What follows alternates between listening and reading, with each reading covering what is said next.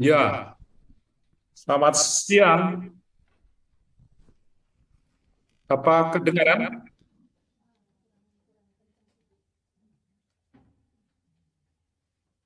Halo, Yo, dengar.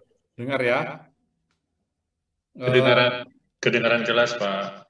Ya, Pak. Maaf. saya Fungsinya share screen ya.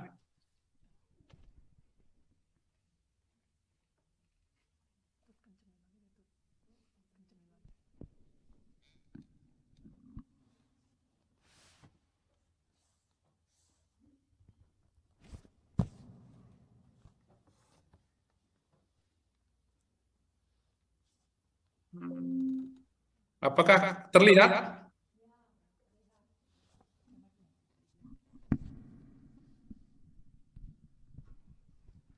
sudah. Lihat ya. Ya, Ya, kelihatan, Monsinyur. baik. Temanya ini Yesus dan perempuan Sirofenisia. Diambil dari bacaan Injil hari ini, Markus bab 7, 24 sampai 30. Ya, saya bacakan dulu teksnya ya. Markus bab 7 ayat 24 sampai 30. Lalu Yesus berangkat dari situ dan pergi ke daerah Tirus. Ia masuk ke sebuah rumah dan tidak mau bahwa ada orang yang mengetahuinya. Tetapi kedatangannya tidak dapat dirahasiakan. Malah seorang ibu yang anaknya perempuan kerasukan roh jahat segera mendengar tentang dia, lalu datang dan tersungkur di depan kakinya. Perempuan itu seorang Yunani, bangsa Sirofenisia. Ia memohon kepada Yesus untuk mengusir setan itu dari anaknya. Lalu Yesus berkata kepadanya, "Biarlah anak-anak kenyang dahulu, sebab tidak patut mengambil roti yang disediakan bagi anak-anak dan melemparkannya kepada anjing."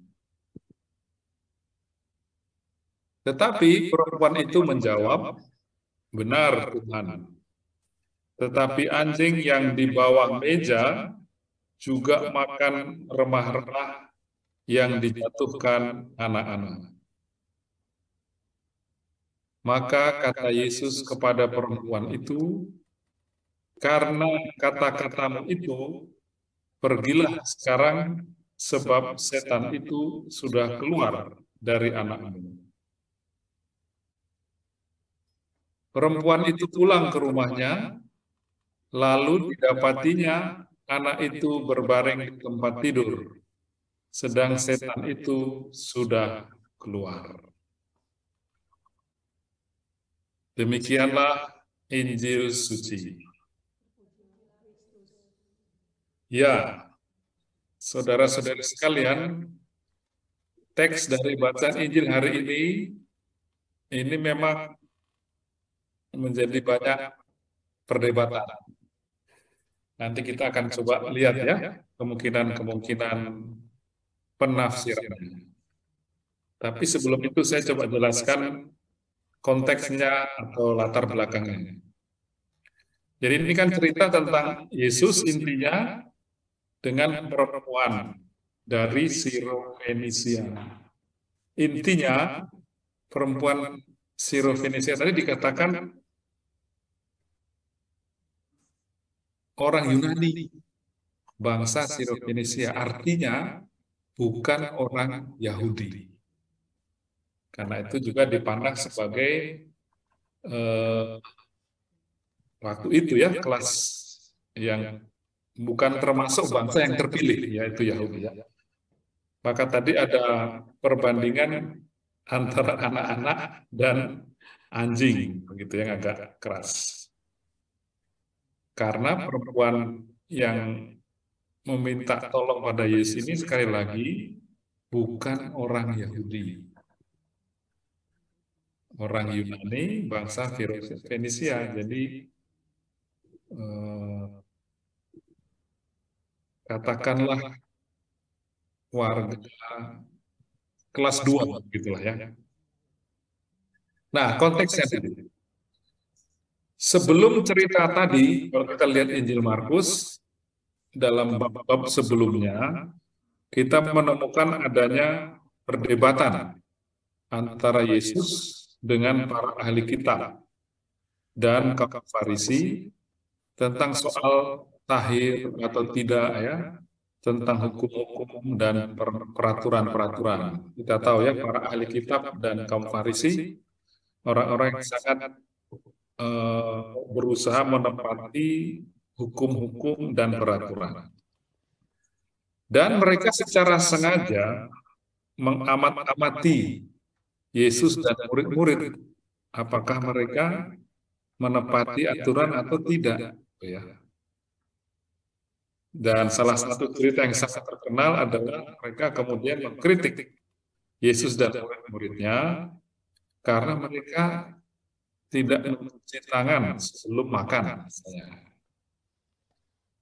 Itu kisah-kisah sebelum cerita tadi. Yesus seperti mungkin sering kita dengar ya, sering berdebat dengan ahli-ahli kitab dan kaum Farisi. Biasanya itu temanya. Para ahli kitab dan kaum Farisi ini orang-orang yang mencoba sangat menepati aturan-aturan secara katakanlah agak kaku. Nah, mereka mengamati Yesus dan murid-muridnya. Setelah perdebatan itu, seperti tadi kita dengar, Yesus pergi sendirian, dikisahkan ya, berjalan dari Galilea ke daerah Tirus, tadi kita mendengar ya, wilayah Fenisia.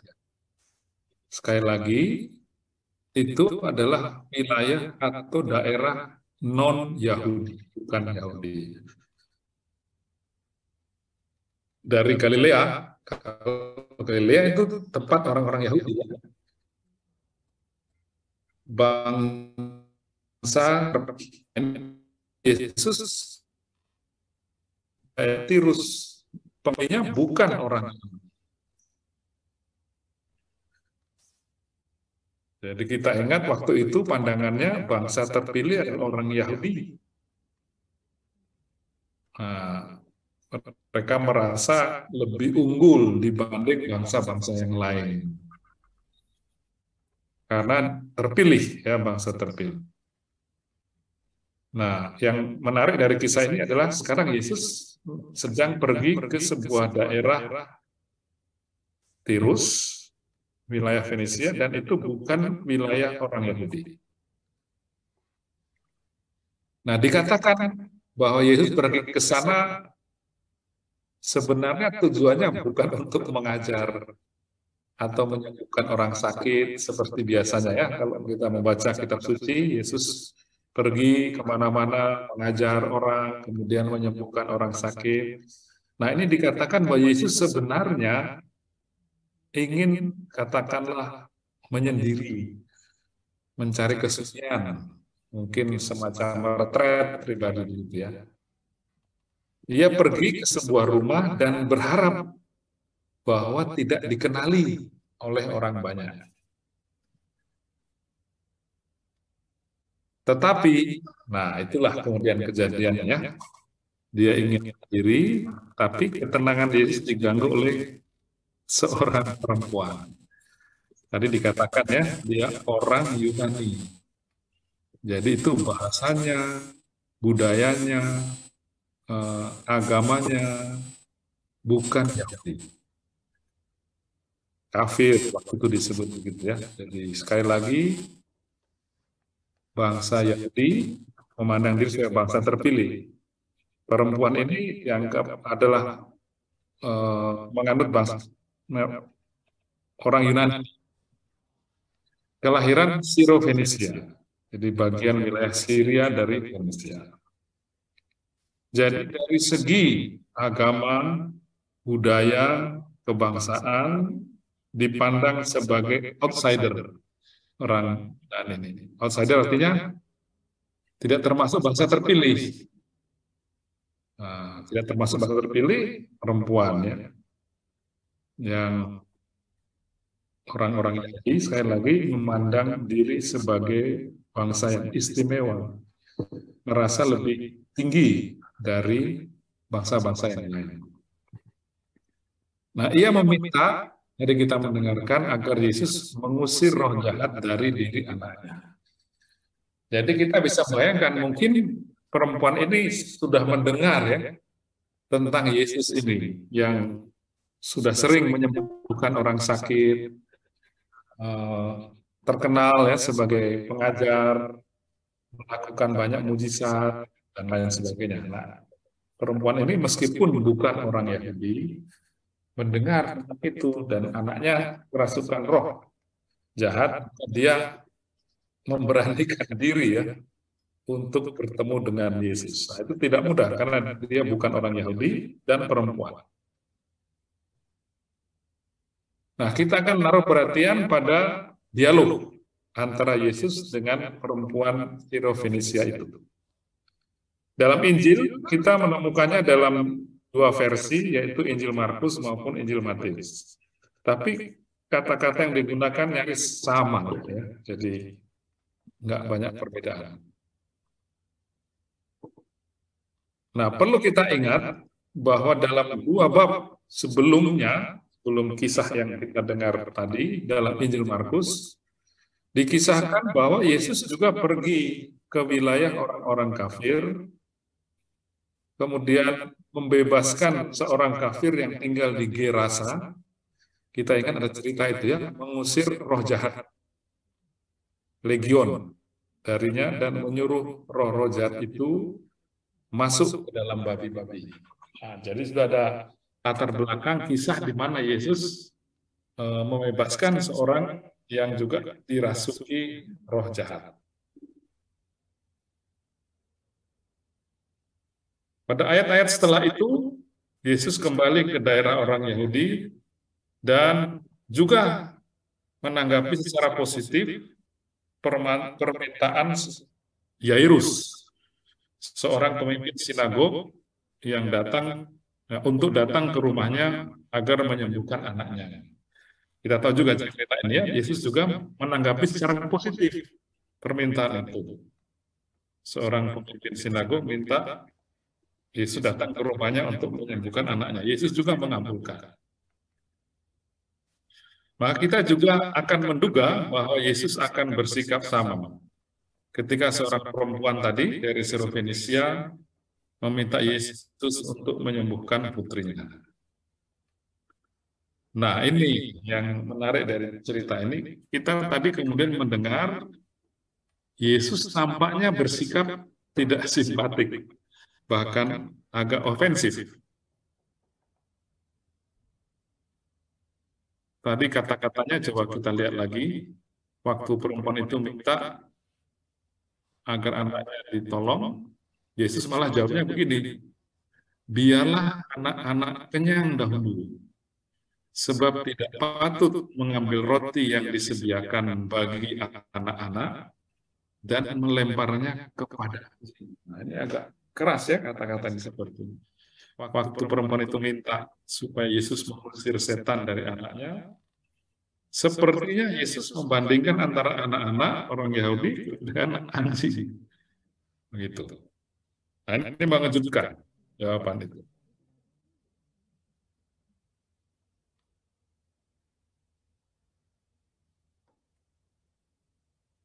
Yesus membandingkan perempuan Sirofenisia dan anaknya dengan anjing. Lebih rendah dari anak-anak yang duduk di meja. Yang katakanlah bukan hanya harus diberi makan lebih dahulu, tapi Yesus bilang anak-anak itu harus kenyang dulu, bukan hanya sekedar makan ya. Harus diberi makan sampai kenyang, barulah mungkin ya yang lain. Nah, itulah Yesus berkata, biarlah anak-anak kenyang dahulu, sebab tidak patut mengambil roti yang disediakan bagi anak-anak dan melemparkannya kepada anjing. Tadi perempuan itu kan minta disembuhkan anaknya. Tapi jawab Yesus seperti ini. Anak-anak harus kenyang dulu, baru roti diberikan kepada anjing. Artinya, ya, karya keselamatan itu untuk orang Yahudi, baru nanti untuk bangsa-bangsa yang lain. Bukan sekali ini saja Yesus menggunakan dunia hewan sebagai metafor untuk mengkritik orang atau kelompok tertentu. Kita lihat pernah ya, Yesus mengatakan terhadap orang Farisi, ular berbisa, atau Herodes disebut sebagai serigala tua yang licik. Tapi itu untuk laki-laki semua. Untuk perempuan baru sekali ini saja. Memang tidak disebut perempuan ini adalah anjing begitu, tapi hanya dibandingkan antara anak-anak dengan roti yang jatuh untuk anjing. Demikian pula, sekali ini saja juga permintaan seorang perempuan ditolak oleh Yesus. Permintaan untuk mengusir setan. Reaksi Yesus terhadap seorang ibu yang anaknya sedang sakit seperti dilukiskan dalam Injil, kesan pertamanya agak kejam. Itu berbeda dari gambaran tentang Yesus pada umumnya yang selalu dilukiskan empati, halus, sopan, ya, inklusif. Nah, bagaimana nih kita memahami teks ini yang kok sepertinya agak aneh ini. Nah, dalam sejarah kita melihat ada upaya penafsiran-penafsiran yang membela Yesus. Itulah yang disebut apologetik.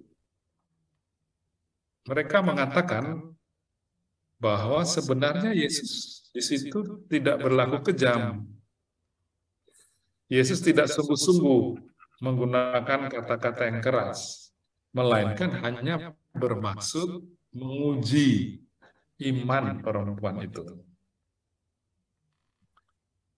Dan karena ternyata perempuan Syro-Fenisia itu lulus ujian, maka permohonan perempuan itu dikabulkan.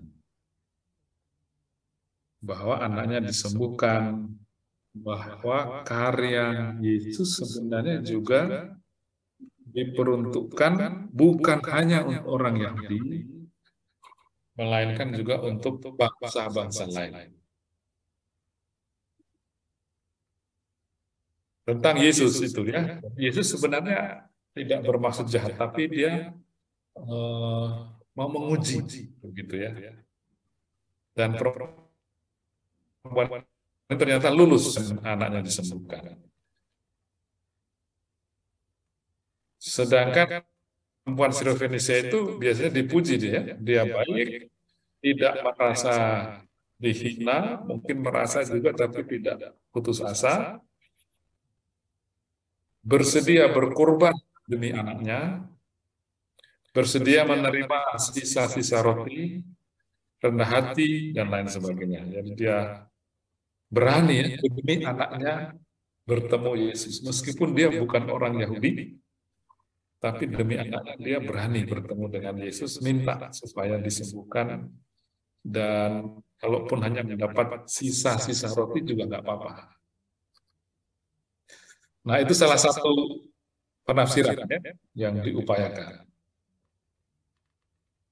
Yang lain adalah tafsiran dari apa yang disebut aliran teologi feminis, yang lebih perhatikan lebih lanjut tentang perempuan Syro-Fenisia ini.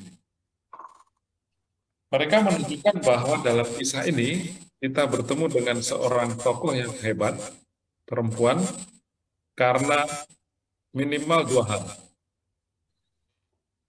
Pertama, perempuan ini berani berbicara dari muka ke muka secara langsung dengan Yesus.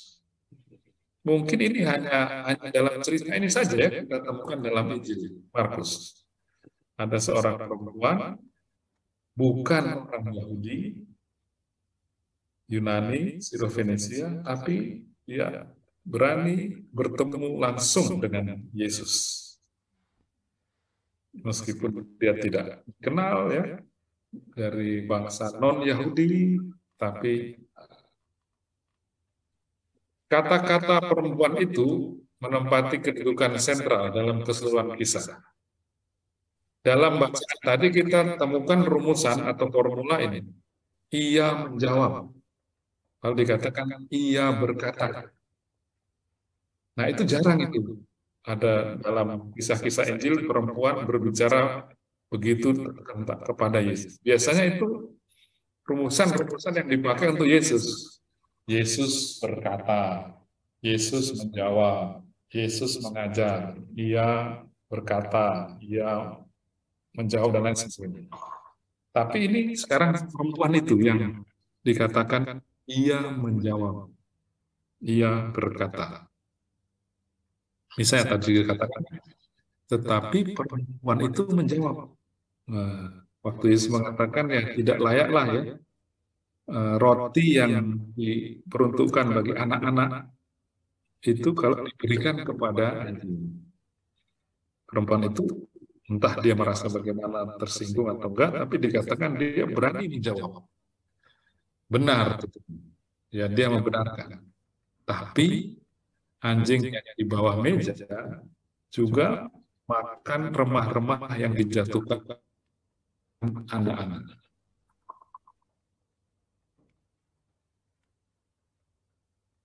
Jadi menurut tafsiran ini,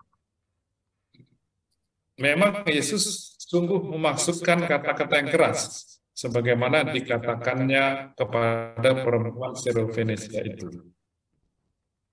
Yesus mula-mula mungkin ya, karena seperti kita lihat tadi, tidak tergerak atau kurang tergerak hatinya oleh belas kasihan pada perempuan yang meminta agar anaknya disembuhkan. Dengan mengatakan waktu perempuan itu minta anaknya disembuhkan, Yesus justru mengatakan, wah, nggak pantas roti untuk anak-anak diberikan kepada anjing. Maksudnya adalah bahwa waktu orang yakin bahwa keselamatan itu diberikan kepada orang Yahudi, bukan kepada bangsa lain. Yesus juga orang Yahudi, jadi dia hidup juga dengan keyakinan seperti itu. Maka karena perempuan, dia juga bukan orang Yahudi, bisa dianggap bahwa dia berperilaku tidak sopan, seperti umumnya perempuan, karena berani-beraninya dia mendatangi Yesus untuk berkata-kata seperti itu dianggap tidak menghormati tata krama waktu itu. Apalagi ingat ada permusuhan antara orang Tirus dan Yahudi. Penginjil Markus terutama mengajak kita untuk melihat sekali lagi bahwa perempuan ini orang Yunani, bukan orang Yahudi. Budayanya berbeda dari orang Yahudi, bangsa terpilih, bahasanya berbeda. Orang Yunani umumnya juga menyembah banyak Tuhan, politeis.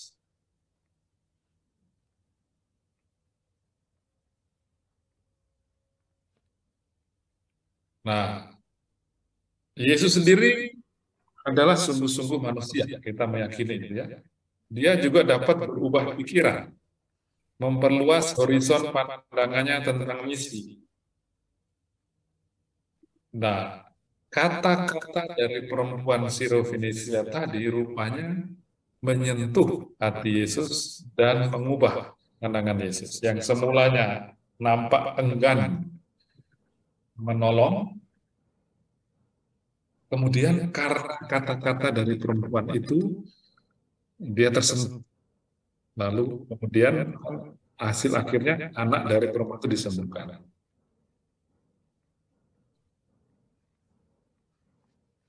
Jadi selain soal penyembuhan yang sakit, makna yang mau disampaikan adalah gitu ya, bahwa dengan kata-kata perempuan Syro-Fenisia itu hendak merelatifkan pemikiran tentang prioritas, privilege, keistimewaan orang Yahudi. Sekali lagi, pada waktu itu orang berpikir bahwa keselamatan itu hanya diperuntukkan bagi orang Yahudi. Nah, dengan cerita ini diingatkan atau disampaikan pesan yang penting bahwa datangnya kerajaan Allah, karya keselamatan itu kabar gembira yang diperuntukkan untuk semua bangsa. Bukan hanya untuk orang Yahudi, tapi juga untuk orang-orang dari bangsa-bangsa lain, termasuk perempuan Syro-Fenisia ini yang adalah bangsa Yunani. Kisah ini mau menyampaikan bahwa karya keselamatan itu juga diperuntukkan bagi seluruh umat manusia, bukan hanya orang Yahudi. Maka tadi ya dikatakan, rupanya Yesus tergerak oleh kata-kata perempuan Syro-Fenisia. Jadi Yesus tidak memuji imannya ya, tapi dia terkesan oleh kata-kata perempuan tadi. Kita tadi sudah melihat ya, perempuan tadi mengatakan, benar Tuhan, tetapi anjing yang di bawah meja juga makan remah-remah yang dijatuhkan anak-anak. Setelah perempuan dari Syro-Fenisia itu berkata demikian, Yesus kemudian berkata demikian, karena kata-katamu itu, ya, pergilah sekarang, sebab setan itu sudah keluar dari anakmu. Karena kata-katamu, ini siapa? Perempuan itu ya. Kata-katanya yang tadi itu, benar Tuhan. Tapi anjing yang di bawah meja juga makan remah-remah yang dijatuhkan anak-anak. Nah, atas itu kata-kata perempuan itu Yesus terkesan rupanya. Karena kata-katamu itu, kata Yesus ya, pergilah sekarang sebab setan itu sudah keluar dari anak. Kata-kata perempuan itu yang ini ya, benar Tuhan, tetapi anjing yang di bawah meja juga makan remah-remah yang dijatuhkan anak-anak. Artinya, Yesus terkesan pada kata-kata ini karena dengan ini mau disampaikan bahwa anjing di bawah meja juga makan remah-remah yang dijatuhkan anak-anak. Tadi, karya keselamatan Allah itu bukan hanya untuk orang Yahudi, tapi untuk semua orang. Nah, itu inti dari kata-kata perempuan dari Syro-Fenisia. Dan Yesus memuji perempuan itu karena kata-kata. Karena kata-katamu itu, Yesus selalu tergerak untuk menyembuhkan anaknya. Pergilah sekarang sebab setan itu sudah keluar dari anakmu. Nah, ini merupakan contoh jawaban yang hebat dari perempuan ini. Memang tadi kita lihat ya, kata-kata Yesus sepertinya bisa menyakitkan hati ketika perempuan itu minta supaya anaknya disembuhkan. Yesus mengatakan tidak pantas roti yang diperuntukkan untuk anak-anak, artinya orang Yahudi, kok mau diberikan kepada anjing bangsa non-Yahudi. Terhadap kata-kata itu, perempuan Syro-Fenisia menjawab seperti ini, benar Tuhan. Bisa tapi dia bilang, oke, benar. Tapi anjing yang di bawah meja juga makan remah-remah yang dijatuhkan anak-anak. Wah, Yesus mendengar itu tergerak banyak. Kemudian untuk menolong. Karena kata-katamu itu, kata Yesus. Pergilah sekarang, sebab setan itu sudah keluar dari anak. Jadi kalau kita menganalisa jawaban yang hebat dari perempuan Syro-Fenisia itu, jadi ada dua unsur minimal ya. Pertama, dia juga setuju dengan yang dikatakan benar Tuhan. Tapi Setelah itu dia menambahkan, menyampaikan sesuatu yang baru. Oke, kalau memang untuk orang Yahudi, tapi anjing yang di bawah meja juga makan remah-remah yang dijatuhkan anak-anak. Oke, kata-kata keselamatan untuk orang Yahudi, mula-mula, tapi perempuan itu mengingatkan ya, bahwa selain untuk orang Yahudi, cara keselamatan juga untuk bangsa yang lain. Anjing dipakai ungkapan, anjing yang di bawah meja juga makan remah-remah untuk bangsa yang menyampaikan sesuatu yang baru, itu maksudnya itu ya.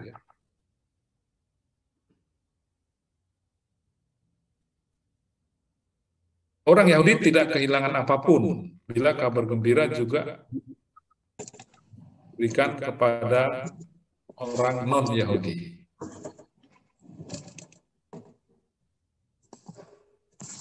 Nah, kisah ini sangat menarik dibandingkan dengan kisah-kisah yang lain karena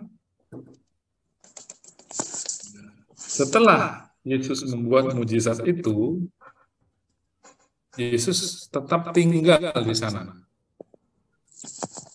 Artinya tetap tinggal di daerah orang-orang kafir, bukan di daerah orang Yahudi. Dan kita tahu nanti bahwa di sana, di daerah orang kafir itu, Yesus juga memberi mujizat, memberi makan kepada 4.000 orang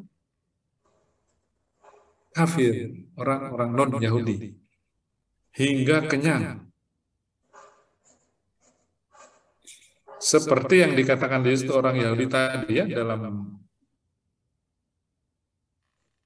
jawab Yesus pada perempuan tadi itu kan, tidak layaklah roti yang diperuntukkan bagi anak-anak sampai kenyang kok diberikan kepada anjing tadi katanya. Nah, setelah ini, kisah ini, ternyata Yesus tinggal di sana di daerah orang kafir itu dan buat mujizat lagi, memberi makan kepada 4.000 orang kafir sampai kenyang.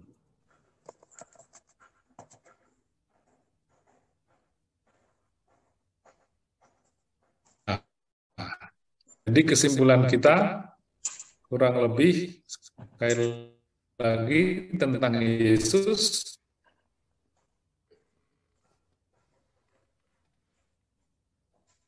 dari tradisi religius Yahudi yang meyakini privilege dalam sejarah keselamatan. Maksudnya pandangan bahwa orang Yahudi lah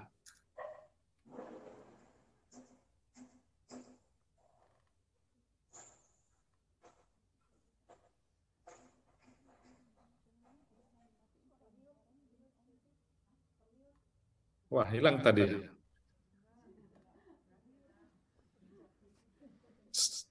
PowerPoint-nya nggak kelihatan ya? Ya, saya masuk lagi ya.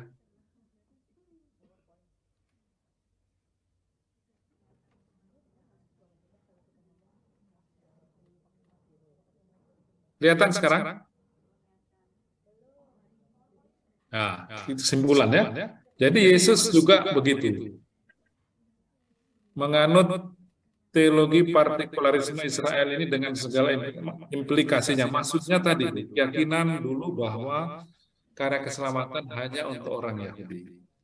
Tapi Yesus juga terbuka untuk dialog, bahkan bersedia mengubah pandangan sehingga inklusif, merangkul bangsa lain. Jadi kita harus bersyukur bahwa karya keselamatan itu tidak hanya orang Yahudi, tapi untuk semua orang. Jadi Yesus juga mau mendengarkan suara dalam diri orang dari kelompok lain. Jadi perempuan ini ada waktu kan dia kelas 2. Sudah itu dia juga bukan orang Yahudi. Sirofenisia ya. Tapi Yesus mau mendengar pandangan dia.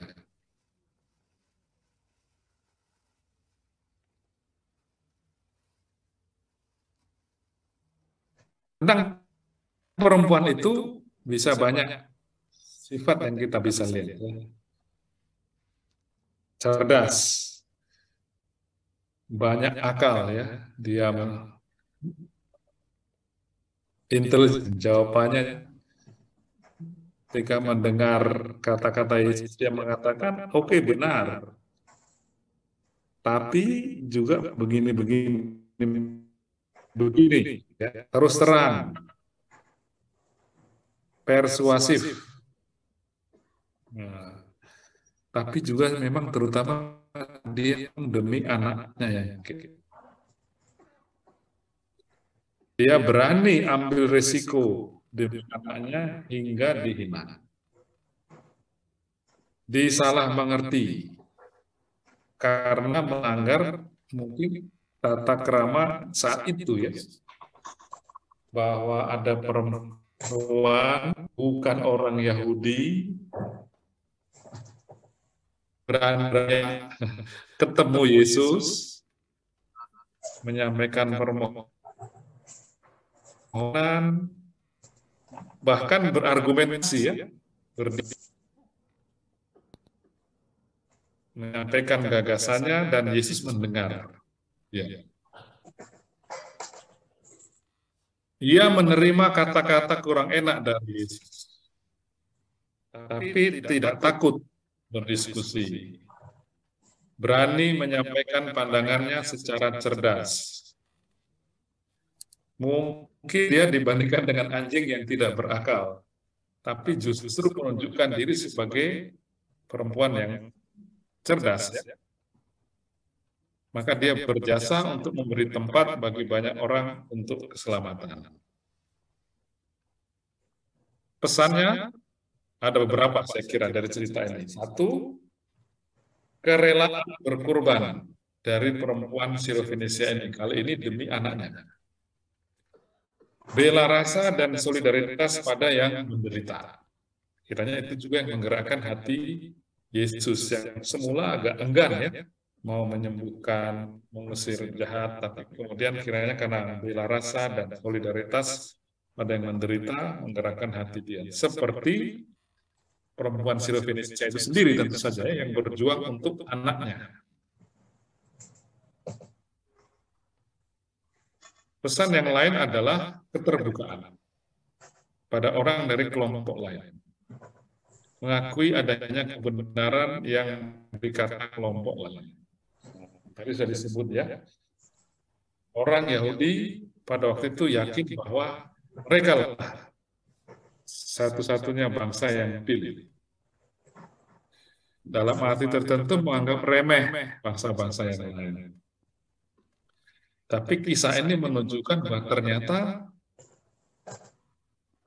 kebenaran juga bisa disampaikan oleh orang dari kelompok lain yang diremehkan sama mereka.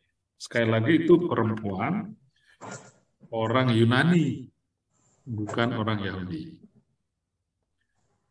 Demikian juga pesan ini penting karena dengan demikian diingatkan pada kita semua bahwa memang karya keselamatan ditujukan untuk seluruh umat manusia. Maka gereja juga harus bersifat inklusif dan merangkul orang dari latar belakang yang beraneka ragam dan berbeda-beda. Ya, demikian saya kira pesan yang bisa kita ambil dari cerita tentang perempuan Sirofenisia dan Yesus dari Injil hari ini. Terima kasih.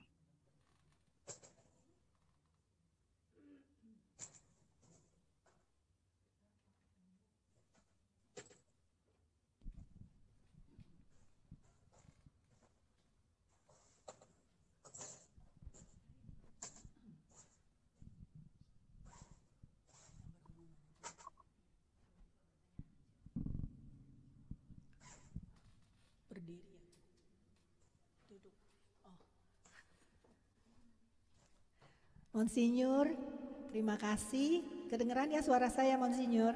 Ya. Monsinyur, ini di Zoom ya ada pertanyaan, tapi mungkin 2 pertanyaan aja Monsinyur ya, sebab kami mau ada kesaksian nih Monsinyur setelah ini. Baik, ya. Semoga Monsinyur masih ada waktu untuk nanti membantu menutup dengan memberi berkat kepada kami dan mendoakan kami semua ya Monsinyur. Ya. Saya bacakan 2 pertanyaan saja dulu ya Monsinyur. Ini ada pertanyaan dari Pak Samuel.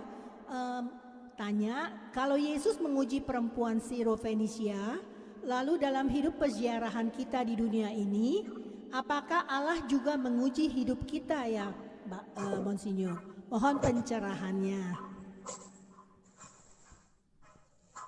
Ya, memang kadang-kadang iman kita diuji ya, atau bagaimana ya, diberi kemungkinan untuk mendapat kematangan.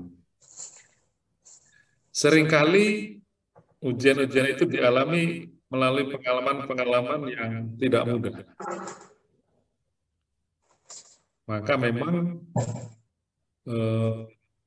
kita harus waspada, khususnya mungkin bersikap terhadap pengalaman-pengalaman yang mungkin kurang enak. Karena di situ biasanya kesempatan mau sampaikan apa ini ya? Atau pelajaran apa ini yang mau diberikan begitu ya?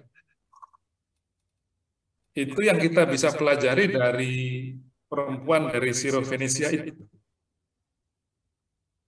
Ya, yang penting dia punya niat ingin anaknya sendirilah ya yang menderita, tidak langsung dikabulkan, tapi dia nggak menyerah, gitu ya, karena keyakinan itu, sehingga kemudian dikabulkan, gitu ya. Atau contoh lain Maria juga ya yang mengalami saat-saat yang sulit dalam hidupnya, tapi juga kemudian dimatangkan sebagai pribadi, gitu ya. Seringkali pengalaman-pengalaman hidup yang tidak mudah, mungkin permohonan-permohonan kita tidak langsung dikabulkan, itu kesempatan untuk mematangkan iman. Memang kadang tidak langsung kelihatan ya, bisa 2 bulan, bisa setahun, bisa agak lama, baru kita menemukan maknanya begitu ya. Jadi sehingga yang dipentingkan mungkin ketabahan atau tidak menyerah lah begitu ya. Kalau yang kita inginkan belum dikabulkan, kita diajak untuk coba melihat apa yang mau Tuhan sampaikan pada saya gitu. Kadang begitu, iman kita dimatangkan melalui ujian-ujian. Begitu. Baik Monsinyur, terima kasih. Satu lagi pertanyaan dari Ibu Cherry nih. Saya tanya, yang dimohon ini seorang anak yang kerasukan, tetapi yang dibahas Yesus tentang makanan, roti, dan anjing. Apa hubungannya dengan anak yang kerasukan, Monsinyur? Oh ya, kan perempuan ini anaknya sakit kerasukan setan. Dia sendiri orang Yunani, bukan bangsa Yahudi. Waktu itu tadi saya katakan orang berpandangan bahwa keselamatan, Yesus juga datang membawa keselamatan hanya untuk orang Yahudi. Waktu itu orang berpikir begitu, bukan untuk bangsa-bangsa yang lain. Sementara perempuan dan anaknya ini kan bukan orang Yahudi. Jadi tidak sepantasnya anak itu disembuhkan karena dia bukan orang Yahudi. Orang berpikir waktu itu begitu. Atau dengan kata-kata Yesus, roti keselamatan itu ditujukan untuk anak-anak orang Yahudi, bukan untuk anjing, bangsa bukan Yahudi. Itulah arti jawaban Yesus itu, membandingkan roti untuk anak-anak dan bukan untuk bukan untuk anjing. Latar belakangnya adalah itu, pandangan seperti itu. Dulu orang berpikir karya keselamatan itu dalam teks itu roti itu ya untuk orang Yahudi, untuk anak-anak, bukan untuk anjing.